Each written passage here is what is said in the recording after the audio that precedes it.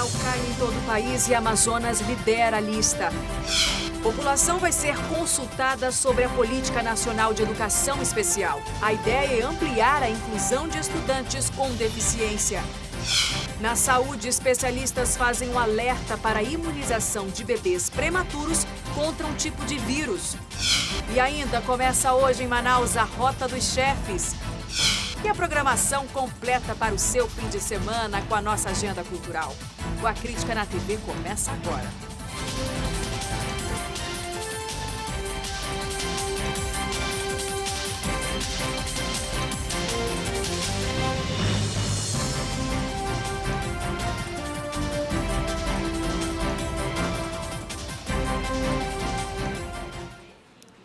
Olá, muito boa noite para você. A produção industrial caiu em todo o país no mês de setembro e o Amazonas lidera essa lista por causa da queda nos setores de bebidas e de derivados do petróleo. No Amazonas, a queda foi de pouco mais de 5%, um desempenho ruim para um estado onde a indústria é um dos principais motores da economia. E o motivo dessa redução, uma queda significativa no setor de bebidas e em produtos derivados do petróleo e biocombustíveis. Mas não teve absolutamente naqueles nossos produtos tradicionais, do setor do eletrônico, do bens de informática que pertence, polo de duas rodas, esses tiveram um desempenho bem positivo, mas dado como conjunto como todo, que faz parte os concentrados, faz parte os derivados de petróleo, então eles tiveram, talvez, por conta disso, uma influência muito grande. Daí a razão de ter apresentado esse recuo. Entre os 15 estados analisados, o Amazonas é o que registra a maior queda, seguido de São Paulo, com uma redução de quase 4%, e da Bahia, com uma queda de pouco mais de 3%. De acordo com o presidente da Federação da Indústria do Estado do Amazonas, o desempenho negativo foi visto com uma certa surpresa, já que os dados do mês de agosto foram positivos, com um faturamento acima dos 60 milhões de reais. Mas a gente espera que, com certeza, no nosso entendimento, nós teremos este ano, eu repito, um ano bem melhor do que o ano passado. Apesar do resultado, segundo o presidente da FIEAM, não há motivos para preocupação, principalmente com relação à geração de emprego. Ele afirma que com as festas de fim de ano e as propostas do novo governo, as expectativas são boas para o setor no estado. Como nossos produtos são mais voltados para o mercado interno brasileiro, nós deveremos ter, sem dúvida nenhuma, um desempenho melhor, bem melhor do que este ano. E que assim seja. Bom, mais 3 pessoas foram condenadas por envolvimento no esquema de fraudes na concessão de incentivos da SUFRAMA. A atividade ilegal foi revelada na Operação Rio Nilo no ano de 2016. Agora, com as sentenças de Enéas Leite Júnior, Evandro dos Santos e Claudemir Favareto, o número de réus condenados nesta ação chega a 34. Eles respondem pelo crime de estelionato majorado contra a instituição pública. Da época, mais de 100 milhões de reais em concessões foram negociados por empresas sediadas aqui em Manaus para obter créditos tributários e negociados com empresas de outros estados. A ação segue em tramitação na 4ª Vara Federal do Amazonas. Vamos saber agora o que foi notícia nos estados da região norte do país com os repórteres da Record TV. O esquema de garimpo ilegal foi descoberto pelo IBAMA. Foram apreendidos 8 escavadeiras hidráulicas, 4 motobombas e outros equipamentos usados para abrir novas frentes nos parques nacionais do Jamanchim e do Rio Novo foram desativados. A Polícia Federal já realizou 10 ações para combater a venda ilegal de ouro no Pará esse ano. A atividade já devastou o equivalente a 4.682 campos de futebol diárias aqui no estado. De Belém, Flávia Araújo. Em Roraima, a Justiça determinou que o fornecimento de água e luz não sejam cortados para servidores públicos estaduais com salários atrasados. Na ação civil pública protocolada pela OAB, a justificativa para o pedido é que o não pagamento por parte dos servidores ocorre de forma involuntária. Os salários dos funcionários públicos do Estado estão atrasados há pelo menos 2 meses. De Boa Vista, Natasha Vasconcelos.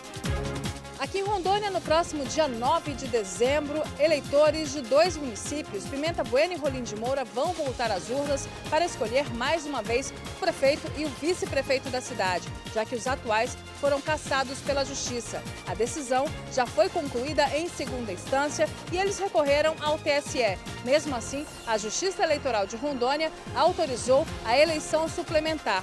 De Porto Velho, Rondônia, Andréia Fortini.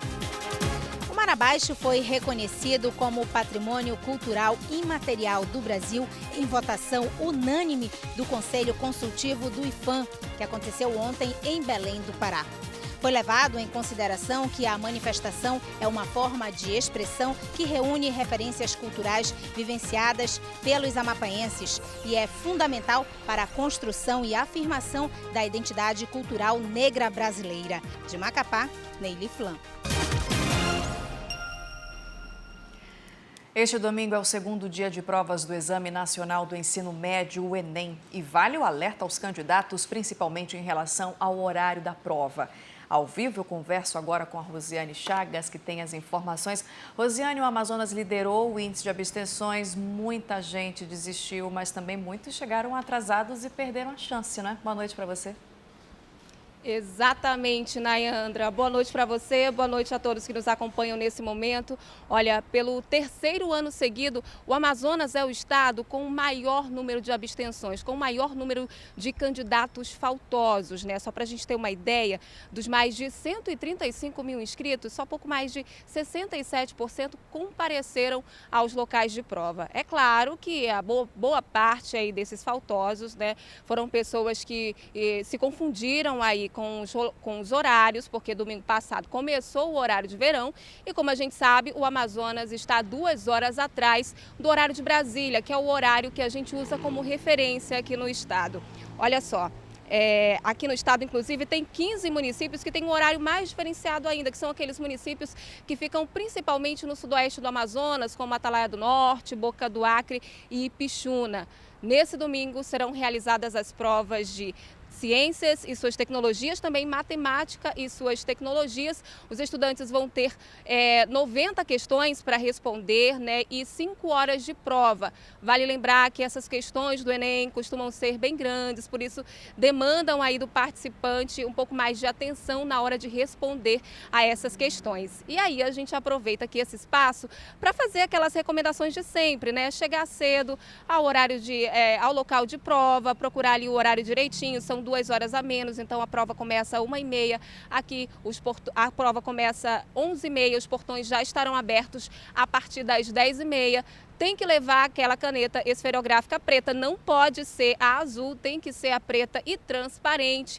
E olha, quem não fez a prova no domingo passado, nem adianta ir nesse domingo, porque infelizmente não vai conseguir fazer essa prova. Nayandra, a gente aproveita até para desejar boa sorte a todo mundo que vai fazer a prova nesse domingo. Isso mesmo, Rosiane, obrigada pelas suas informações e boa sorte aos candidatos do Enem. Obrigada, boa noite para você. E a população vai ser ouvida e dar sugestões para a Política Nacional de Educação Especial. A ideia é que, a partir dessas propostas, haja maior inclusão de estudantes com algum tipo de deficiência. É só a equipe de reportagem entrar na sala que as crianças ficam logo empolgadas. Menos o Gustavo, que está todo concentrado organizando os pincéis. Ele é autista e conta com uma mediadora para ajudar na interação. Das 423 crianças que estudam nessa escola pública, 18 têm algum tipo de necessidade especial. Autismo, paralisia cerebral, baixa visão. Para garantir que todos os alunos tenham as mesmas oportunidades, o lugar precisou de estrutura adaptada e capacitação dos professores. E força de vontade, né? Porque a estrutura em si, ela não vai resolver muita coisa. O que vai ajudar muito é a força de vontade do profissional em trabalhar essa criança. Na capital amazonense, das 498 escolas municipais, 435 têm pelo menos um aluno com deficiência. Em todo o país, são mais de 1 milhão de estudantes nessa situação. Para melhorar a Política Nacional de Educação Especial, o Ministério da Educação disponibilizou na internet uma consulta pública. Mães, pais, estudantes, pesquisadores e instituições de ensino podem enviar sugestões até o dia 21 de novembro. Com essa consulta pública, o MEC espera atualizar as diretrizes para a educação especial e contemplar de forma mais objetiva os transtornos do espectro autista, a deficiência intelectual, as altas habilidades e a superdotação. Feito da maneira correta, o ensino é uma arma poderosa na inclusão e tratamento de crianças como a Natalice, que tem paralisia cerebral. Ela chegou, a gente não entendia muito bem a forma que ela se comunicava e agora as crianças da sala, e bem como eu também, a gente consegue ter um relacionamento a gente se entende bastante. Eu acho muito bom, muito importante, né? Porque ela se desenvolveu bastante aqui na escola, depois que entrou na escola, eu vi o desenvolvimento dela maravilhoso.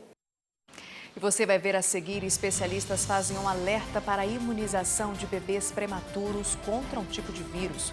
É daqui a pouco, agora em Manaus, 7h30. A Crítica na TV volta já.